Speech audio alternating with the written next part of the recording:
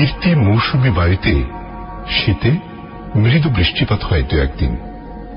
শেষ অগ্রহায়ণে সারাদিন মেঘলা, মধ্যে মধ্যে ঝিরঝিরানি ঠান্ডা হাওয়া নিয়ে দিনটা সেরকমই এলো দেখেও ঘর থেকে বের হওয়াটাই ভুল হয়েছিল। কিন্তু যোগেন ঘোষ যে কাণ্ড করল তাতে না বেরিয়ে উপায় কি? ৫,০০০ টাকা কম কথা নয়। পরশু থেকে টাকার শোকে মন অস্থির হয়ে কোনো কাজকর্মই ভালো লাগছিল না। বন্ধুত্বের মুখোশ পরে বিশ্বাসঘাতকতা করা মানুষটির মুখোমুখি হবার জন্য ক্রোধে মাথাও ঠিক রাখেনি। নইলে এমন আবহাওয়ায় কেউ বের হয়?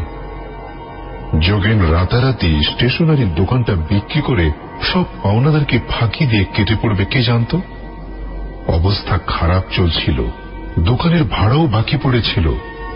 যাই হোক, এক রাতে তো দোকান বিক্রি হয় না। গোপনে তার প্রস্তুতি চালাচ্ছিল, কাউকে জানতে দেয়নি। মহা ধুরন্ধর, অথচ তার সঙ্গে কেমন বন্ধুত্বের ভান দেখাত। বাড়িওয়ালা জগদীশও কিছু বলেনি, সেও টাকা পেয়েছে এ বাবদ। ৫,০০০ টাকা কম কথা নয়, উদ্ধার করতেই হবে।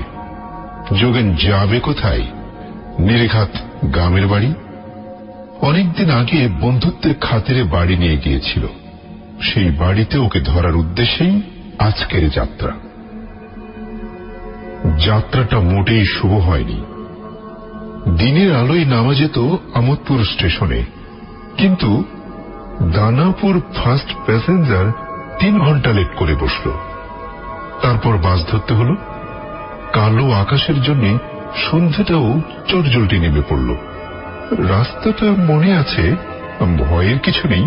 সোজা মাটির সড়ক, একটা জঙ্গলে ডাঙ্গা, তারপর মাঠ পড়বে, মাঠ পেরোলেই গায়ের ঘর।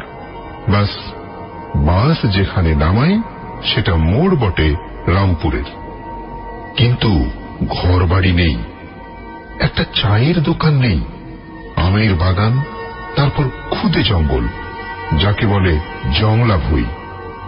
মাটির সড়ক ওটাকে চিরেই বেরিয়ে গিয়েছে।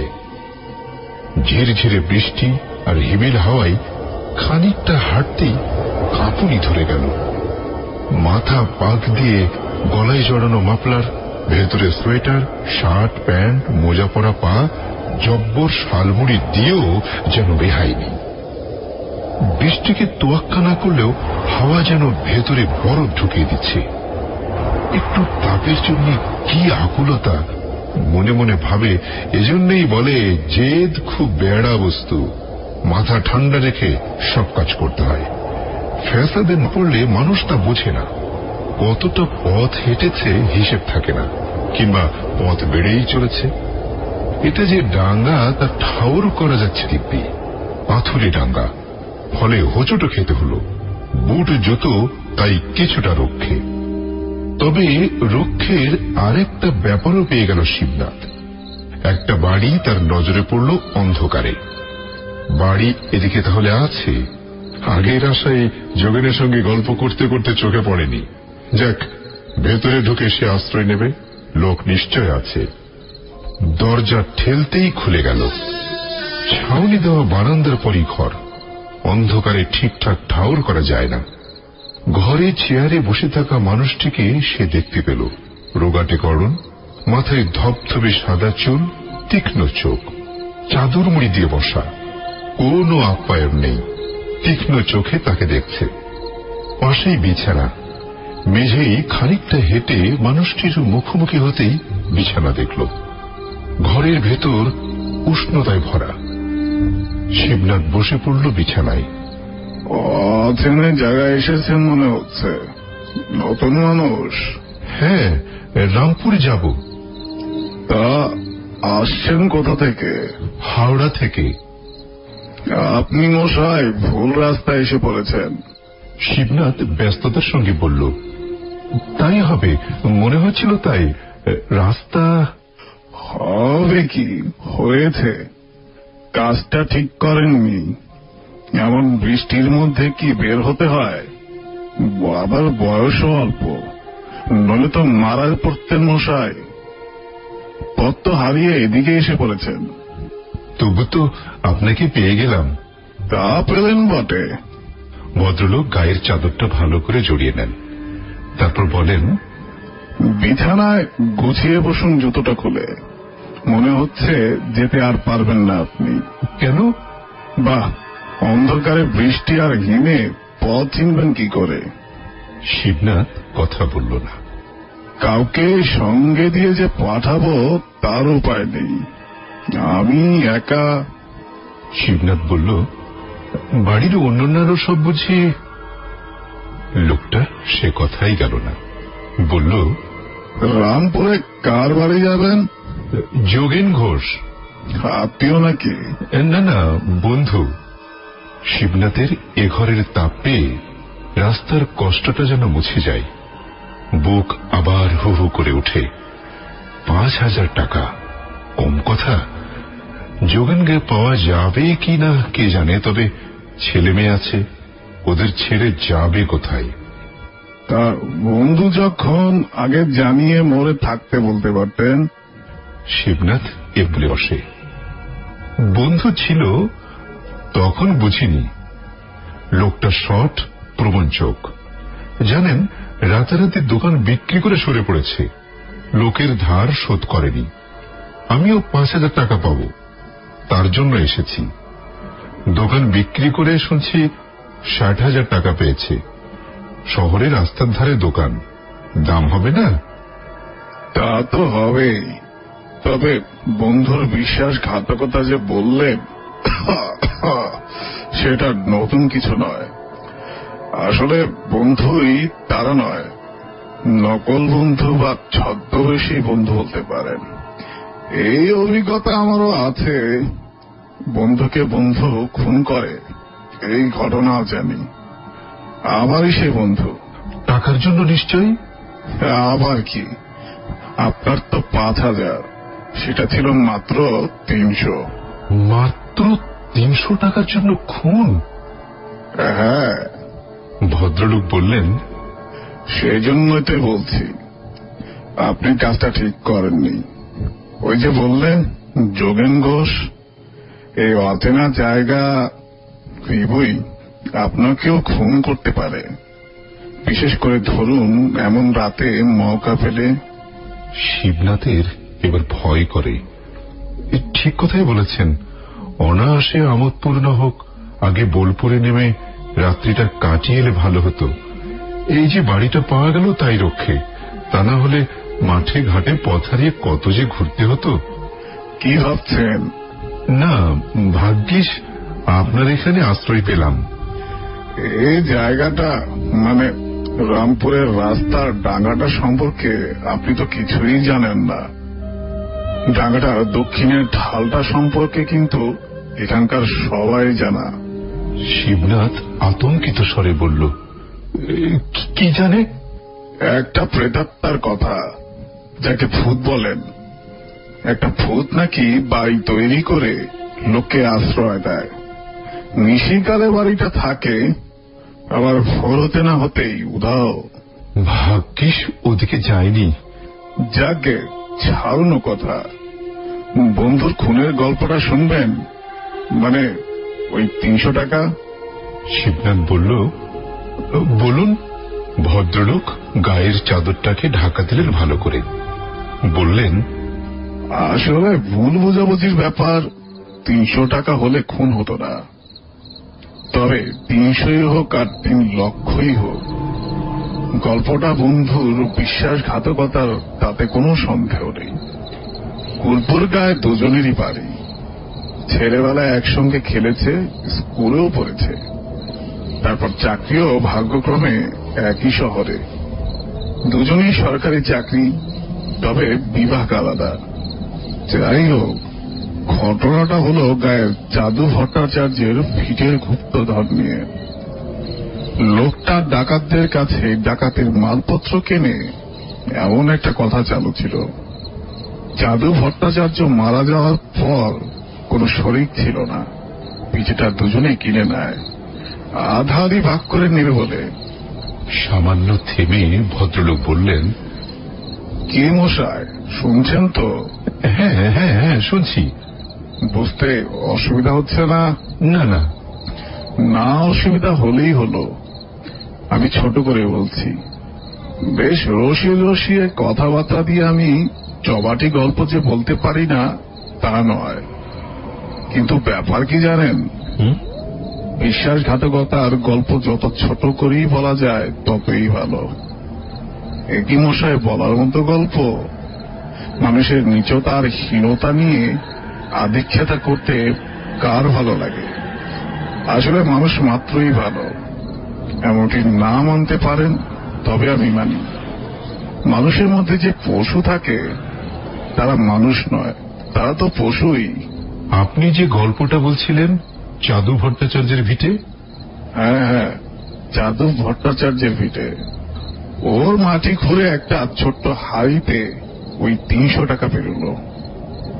এখন স্বাভাবিকভাবে দুজনেরই মনে হলো আরো হাড়ি আছে, আরো টাকা আছে, সোনার গয়না হাড়িও থাকতে পারে। ব্যাস শুরু হলো মনের ভেতরে দ্বন্দ্ব। একবারে সরিয়ে দেওয়ার মতলব করলো এক বন্ধু অন্যকে। তারপর একদিন শেষ বাসে ওই মোড়ে নেমে ডাঙার ওই ঢালাতে বন্ধুকে মেরে ফেললো। কি সাংঘাতিক! সাংঘাতিক ব্যাপার তারপরও আছে। খুনের পরও? আগে হ্যাঁ, মাটি করে কিন্তু আর কিছুই পাওয়া যায়নি। বলেন কি? তৃতীয় সাংঘাতিকটাও আপনার শোনা দরকার, নইলে গল্প অসম্পূর্ণ থেকে যাবে। শিবনাথ শোনার জন্য চোখ তুলে রাখল। বন্ধুকে হত্যার প্রায়শ্চিত্ত করতে বন্ধুটি আত্মহত্যা করে। গল্প শেষ বা ভদ্রলোকের কথাটি শেষ হবার সঙ্গে সঙ্গেই দরজার কপাট ঠেলে আরেকজনের প্রবেশ ঘটে।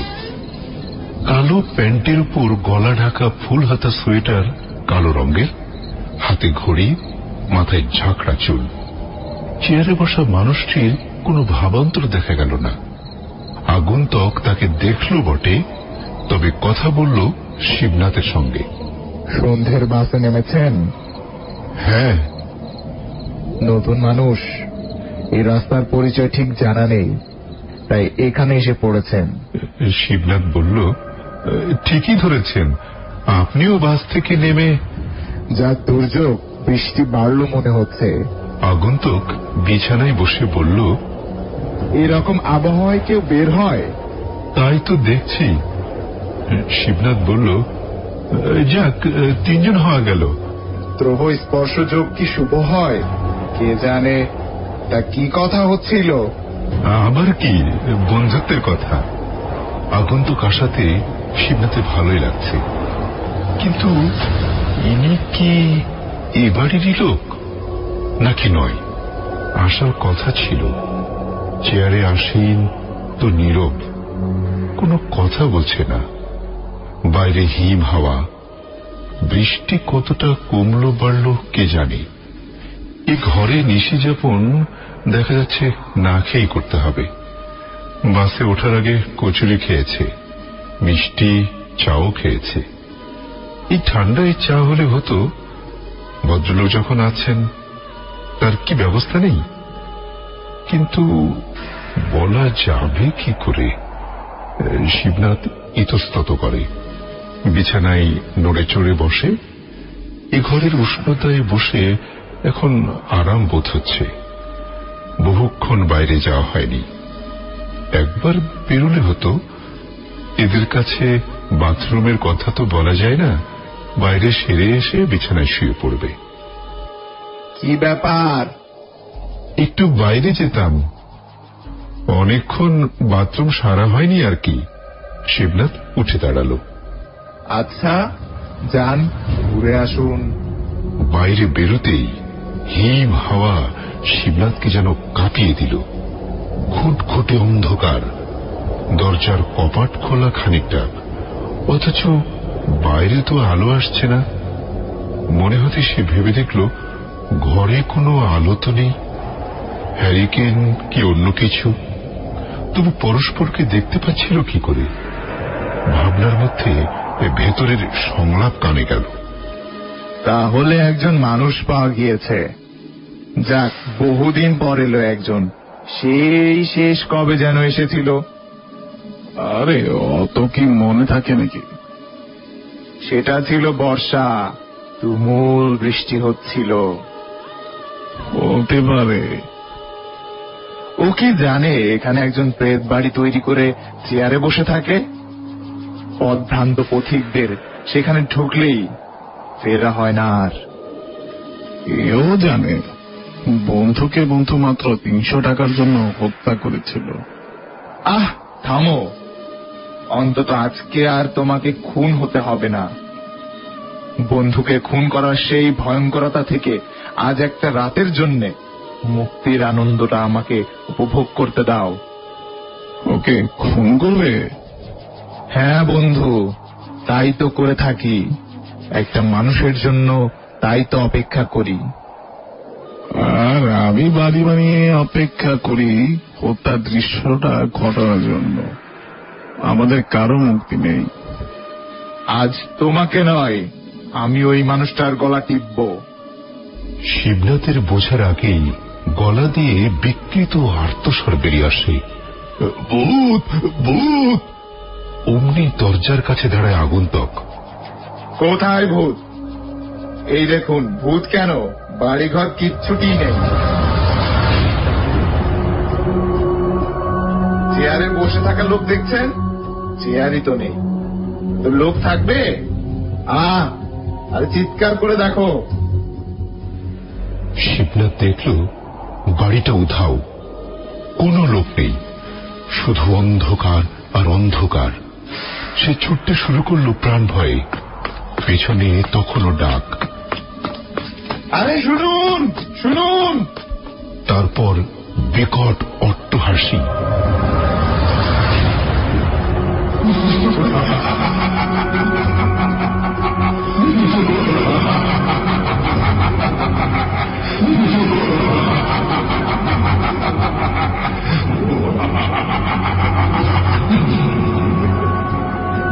অন্ধকার কাঁপিয়ে বৃষ্টি ধারাকে দুলিয়ে যেন চতুর্দিকে সে হাসি ছড়িয়ে পড়তে থাকে। শিবনাথ ছোটে, দিক দিশা নেই তার। উঁচু নিচু পাথরে ভুঁই, তারপর ক্ষেত আল ঝোপ, কোনো কিছুকে তোয়াক্কা নেই। পড়তে পড়তে কোনো ক্রমে নিজেকে সামলায় বেশ কয়েকবার। তারপর টের পায় টর্চের তীব্র আলো তার উপর পড়ছে। চেতনা ফিরে দেখে ঘরের মধ্যে সে শুয়ে আছে। হারিকেন জ্বলছে, 3-4 জন তাকে ঘিরে দাঁড়িয়ে আছে। চোখ খুলে বন্ধ করে, আবার চোখ খুলে। কি আপনি? শিবনাথ। নতুন লোক মনে হচ্ছে। হ্যাঁ, রামপুর যাচ্ছিলাম। সে এদিকে কোথায়? ভাগ্যিস টর্চের আলোয় চোখে পড়ল। আমি ওদিকে পাকা ধানের মাঠ জলে ভাসছে, তাই আল কেটে জল বার করতে গিয়েছিলাম। কিন্তু ওদিকে এলেন কি করে? ওই ডাঙ্গায়। ও, সেঙ্গাত খুনডাঙ্গা। যাক, খুব বাঁচা বেঁচে গিয়েছেন। শিবনাথ আর রামপুর যায় না, হাওড়া ফিরে আসে। 5,000 টাকার চেয়ে নিজের জীবনের দাম নিশ্চিত কিঞ্চিত বেশি।